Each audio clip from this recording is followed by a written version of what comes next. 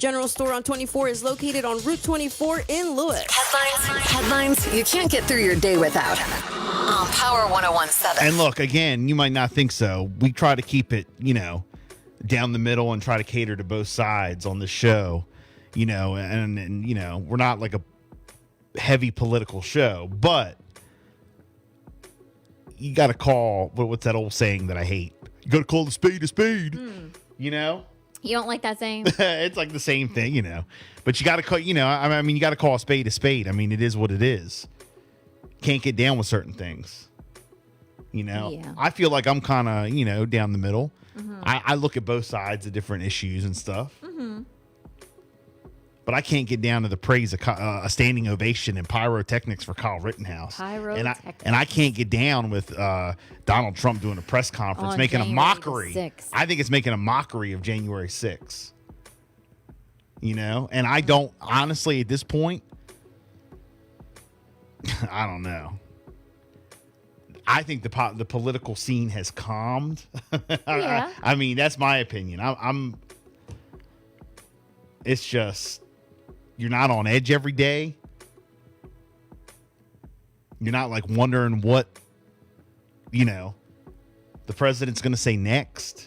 You're not like rushing to his social media every day to find out who's getting bashed and what reality star, you know what I mean? Twitter and things like that. You're not worried about I his know. speech's ratings. Like you're not like the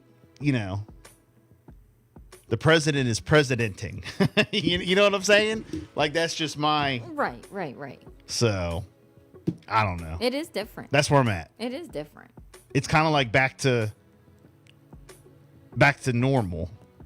You might not agree with all his policies or whatever, but it's almost like it's back to. There's like a different sense of like calmness. Yeah. And like it's not a big show. There's not, yes. And it's not like people aren't fighting like they were. I don't Right. think.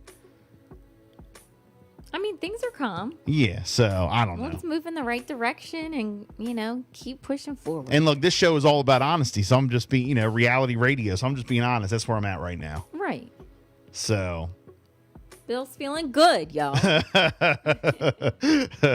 a lot of stuff going on. Jess, what you got? All right. Military troops are expected to begin arriving in Wisconsin and Indiana this week to help healthcare workers at hospitals overwhelmed by a surge in COVID-19 cases. New testing sites will be opening soon in hard-hit New York City, and the federal government is ordering 500,000 at-home testing kits to be distributed for free.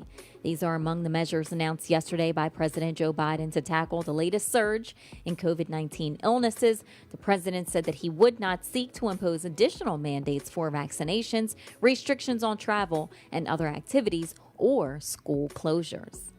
The Capitol riot participant, who is 81 years old, gets probation. Here's the situation with that. An 81-year-old Army veteran was sentenced to 3 years of probation and a $2,500 fine for his role in the January 6th riot at the U.S. Capitol.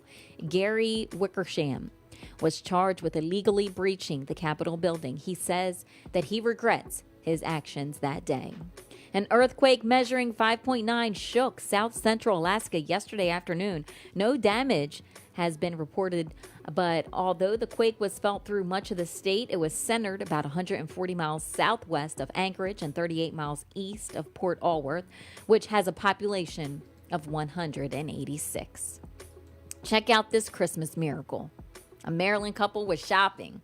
They decided to buy a $5 scratch-off ticket for the first time. Don't say it. They even had to get help from their family to see what the Queen symbols on the ticket meant. What? Guess what it meant? What did it mean? It meant that the couple had won $50,000.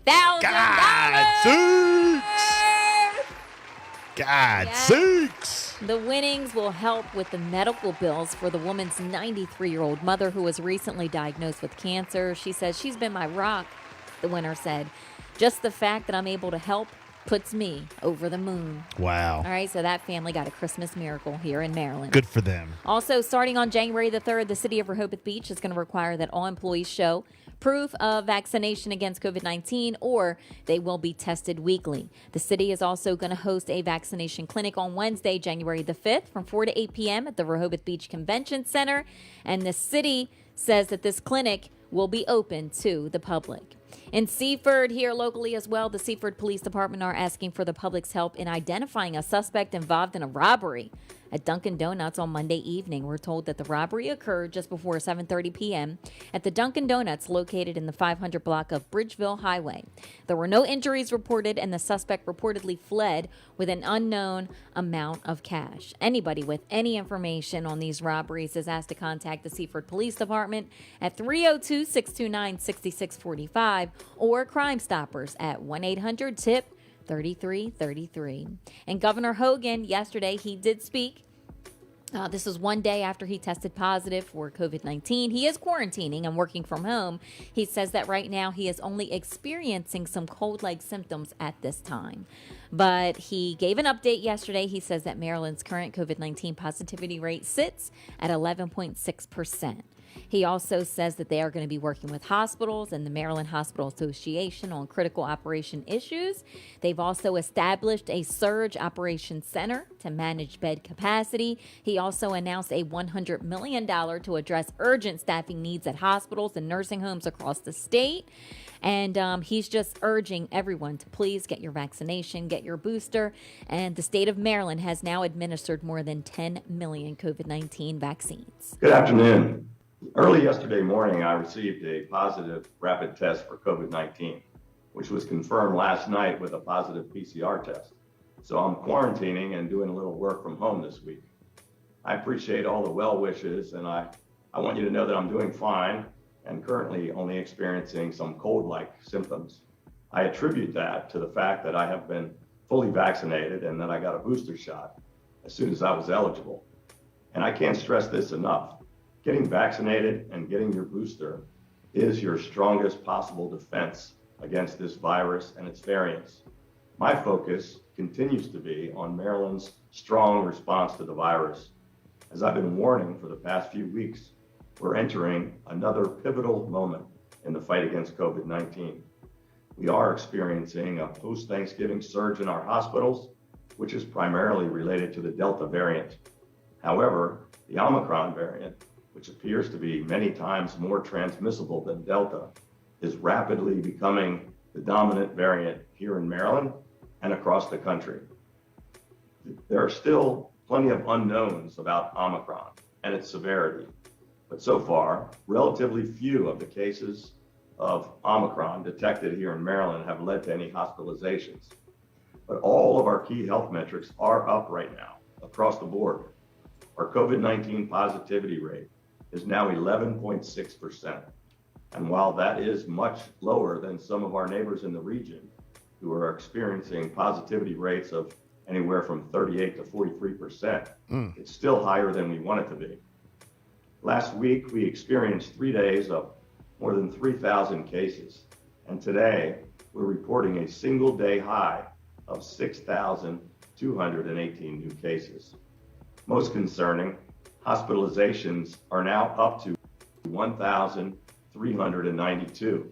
So there goes, Governor Larry Hogan speaking from his home. Mm-hmm. So, in front of the Christmas tree yesterday. That's great. Man, that's tough. Quarantining at home. Like Christmas time. Working from home, I know. Thoughts and prayers to everybody who's going through, this around this time. So, 6:56, it is a Bill and Jessica show. We do have to take a break, but real quick, did want to mention last night in the NFL. Hang on here. Here we go. The Rams beat the Seahawks 20-10. I didn't even watch that game. Yeah. That was during the other game. I know, but I didn't even Neither did anybody else. Who cares? Go on my phone, Who cares check about it, the Rams and the Seahawks? Wow, but if I had to go with it, I was going to go with the Rams. Well, yeah, me too. The Rams beat the Seahawks 20-10, and your Philadelphia Eagles beat my Washington football team 27-17. So we'll see what happens next week. Hey, look, we had a lot of players out. It is what it is. Woo. On to Dallas. So 6:57. More hits coming up.